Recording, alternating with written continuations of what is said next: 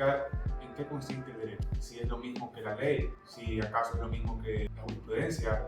o significa algo similar a la justicia, quizá. Muy bien, antes que nada, para aproximarnos a una realidad, lo más recomendable es captar su esencia a través de un concepto, y eso es justamente lo que te voy a brindar en este momento. El derecho es un sistema de normas de carácter coercitivo que regula la convivencia humana en sociedad. Ahorita vamos a ir desglosando esta definición poco a poco para ir entendiéndola en su totalidad. Primero, ¿por qué decimos que el derecho es un sistema de normas? Pues porque no estamos hablando de normas que están dispersas, que no guardan ningún tipo de relación entre sí. Al contrario, hablamos de normas que se encuentran estrechamente vinculadas entre sí y que están situadas en un sistema de tipo jerárquico, en el sentido de que hay ciertas normas que prevalecen sobre otras, y esto se puede visualizar de manera muy clara en la llamada pirámide jurídica, o también conocida como pirámide de Kelsen, en la cual podemos ver un gráfico donde se representa una estructura de tipo piramidal en la cual están situadas las diferentes normas jurídicas de manera escalonada, estando en la parte superior de la pirámide, es decir, en la cúspide, las normas, o la norma en el caso de que estemos hablando de la Constitución, que tiene mayor jerarquía, es decir, que tiene un nivel superior en relación a los que están por debajo. Y entonces esto también trae una consecuencia muy importante, y es que las normas que se encuentran en una jerarquía inferior están obligadas a guardar coherencia, a guardar conformidad con las normas que se encuentran en un escalón más arriba. Y esto es muy evidente en el caso de la Constitución. Por eso es que se escuchará decir a muchos juristas que afirman que las normas infraconstitucionales, es decir, que se encuentran por debajo de la Constitución, tienen que adecuar su contenido, tanto material como formalmente, a la Carta Magna. Materialmente, en el sentido de que el contenido de esas normas infraconstitucionales tienen que estar conforme a lo que prescribe la Constitución, y en un sentido formal que también estén en sintonía en cuanto a los procedimientos que están establecidos en la Constitución. Seguimos pues nosotros con nuestra definición de derecho y vamos a la parte de que nos hacemos la pregunta de cuál es el objeto del derecho, y podemos decir que es la conducta humana, pero la conducta humana en un contexto social. No estamos hablando de la conducta humana en un individuo totalmente aislado, un individuo en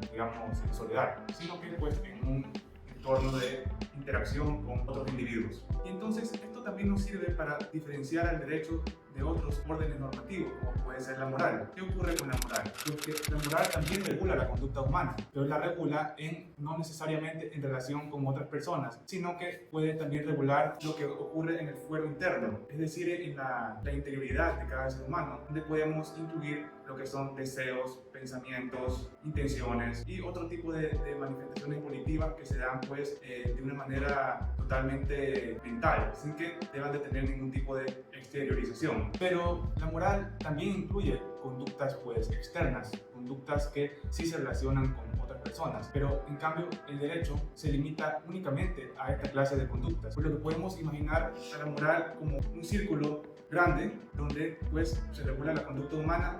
ya sea en su parte interna como en su parte externa, y podemos imaginar al derecho como un círculo de menor tamaño que se encuentra en el interior de la moral y que pues únicamente regula la conducta humana cuando existe interacción con otras personas, con otros miembros de la comunidad. Cuando hablo de que el derecho forma parte de la moral, seguramente habrá muchos que pretendan discutir esta afirmación, especialmente quienes se identifican con la escuela del neopositivismo. Recordemos que se trata de aquella cultura dentro de la filosofía del derecho que afirma que pues, derecho y moral son dos campos de conocimiento que deben estar totalmente separados, ya que el derecho debe limitarse únicamente a lo que es estrictamente jurídico. Y esto fue propuesto por el célebre jurista austriaco Hans Kelsen en su obra denominada Teoría Pura del Derecho, donde decía precisamente lo que sugiere el título de la obra, y es que el derecho debía ser un campo de conocimiento puro, en el sentido de que debía estar libre de la contaminación de cualquier tipo de otra disciplina. Pero yo no comparto esa perspectiva y por eso hago una explicación conforme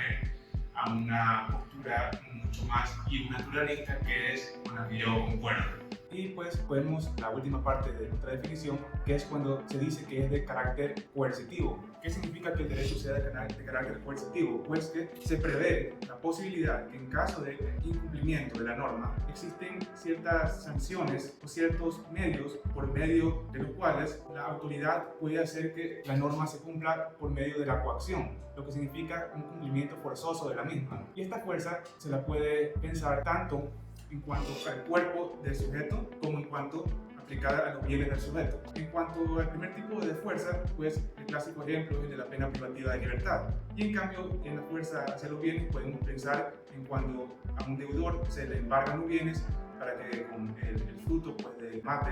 de los mismos pueda satisfacer la obligación que tiene pendiente. Tenemos también que saber que el derecho se nutre de ciertas fuentes que le dan origen. Estas fuentes, pues, clásicamente se han aceptado 5. La primera de ellas es la ley. Y justamente mencionando la ley podemos responder a una de las preguntas que planteamos al inicio del video. Si la ley es lo mismo que el derecho. Y la respuesta es no, no es lo mismo. Porque la ley es tan solo un tipo de norma jurídica que, pues, según los diferentes ordenamientos jurídicos de los diferentes estados, pues podrá tener sus peculiaridades. Generalmente a la ley se la concibe como una norma general y abstracta, en el sentido de que es una norma que va dirigida a todas las personas sin hacer individualizaciones, y además de eso no se regulan situaciones concretas, en el sentido de que una conducta en donde se señale un lugar determinado, una fecha determinada, una hora determinada, no es así, sino que simplemente se elaboran ciertas hipótesis, ciertas abstracciones de situaciones que posiblemente puedan ocurrir en la dinámica de la vida social. Dicho esto, otra de las fuentes del derecho es la jurisprudencia, otra es la doctrina, también tenemos a la costumbre, pero no cualquier tipo de costumbre, y por último tenemos a los principios generales del derecho. De todas maneras, cabe destacar que en otro video de mi canal voy a explicar muy en detalle cada una de estas fuentes para que las puedas comprender a cabalidad. Además de esto, podemos hacer una diferenciación que suele ser muy útil a la hora de querer entender lo que es el derecho, y es hacer un ejercicio de contraste con otros órdenes normativos, como por ejemplo puede ser, como ya hablamos, con la moral, con las normas de buena educación, con las costumbres, es decir, las normas consuetudinarias, y también con las reglas técnicas. Vamos a ver, si queremos hablar de reglas técnicas tenemos que tener en cuenta que se trata de lineamientos que están dirigidos a operar de manera idónea sobre ciertos aspectos de la realidad para conseguir un resultado deseado. Como podríamos pensar en normas técnicas de cómo armar un electrodoméstico. Pues existen un orden determinado para ubicar las piezas, también hay ciertas piezas determinadas que pueden ensamblarse entre sí, pues también habrá que colocar a veces ciertas sustancias en el interior de ciertos componentes.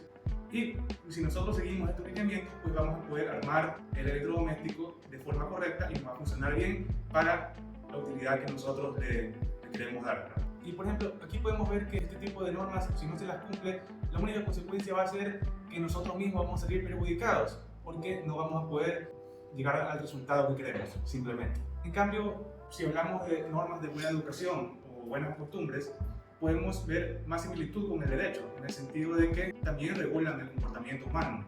inclusive a veces también el comportamiento humano en sociedad. Pero la gran diferencia que vemos aquí es que ninguna costumbre ni ninguna norma de buena educación o de civilidad son de carácter coercitivo, es decir, que se prevea el uso de la coacción en caso de no observancia, sino que más bien estas normas son de cumplimiento voluntario, a pesar de que su incumplimiento pueda causar molestia a las demás personas. Aquí estoy hablando, por ejemplo, de la etiqueta a la hora de comer en un almuerzo, en una cena, o si no, el hecho de cuando se ingresa a una reunión social saludar al menos al anfitrión, y si hay personas conocidas, también saludarlas, también en el momento de despedirse. Cuando se incumplen estas normas, pues no va a venir nadie a forzarte a través de, ya sea de ejercer esa fuerza sobre tu cuerpo o sobre tus bienes, nadie te va a forzar a que las cumplas, sino que lo que máximo podría pasar si no las cumples es que generes un malestar, o inclusive que la gente vaya a hacer comentarios negativos sobre ti,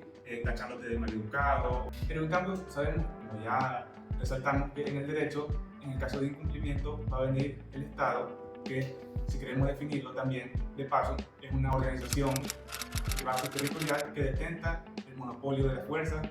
sobre pues, un espacio determinado que es precisamente el territorio. Y también pues tenemos que hablar de las costumbres, que son bastante parecidas también a las normas de buena educación, sino que son un poco más genéricas en el sentido de que pueden abarcar prácticas que pueden ir inclusive de ciertas actividades que se realizan ciertos días, ciertas maneras de vestir en determinados eventos, ciertos días en los que se celebra un determinado asunto que causa gozo a la comunidad en general, etc. Una vez que ya hemos entendido la diferencia del derecho con estos otros tipos de órdenes normativos, podemos resaltar que el derecho es algo totalmente necesario para que una comunidad pueda subsistir, en el sentido de que pensemos qué ocurriría si no existieran normas jurídicas. Pues habría un completo caos, un completo desorden y en última instancia imperaría la ley de la selva, la ley del más fuerte, del más astuto, de que quien con la fuerza de sus músculos pueda acaparar más para sí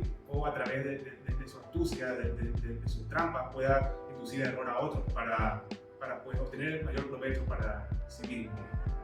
Y es por ello que todas las sociedades humanas, como señalan muchos historiadores, han tenido algún tipo de manifestación de derecho. Cierto es que algunas de ellas han sido algo muy básico, muy primitivo, pero de todas maneras han habido reglas que han regulado la conducta humana en sociedad. Antiguamente, pues, esas reglas se basaban en consideraciones a preceptos mágicos, luego pues, el asunto de la religión se construyó en el punto alrededor del cual giraba toda la vida en sociedad, y por lo tanto el derecho se basaba en última instancia en mandatos divinos, y después también surgieron múltiples ideologías que influyeron en los distintos sistemas jurídicos. Pero lo que quiero decir es lo que se sintetiza en la máxima latina ubi societas ibi ius, lo que quiere decir que donde hay sociedad hay derecho, porque sin el derecho la sociedad no puede existir. Sin el derecho la sociedad se transforma en barbarie, en salvajismo, donde pues no puede haber ningún tipo de aspiración a la civilización. Gracias por escuchar el presente video, espero que hayas podido aprender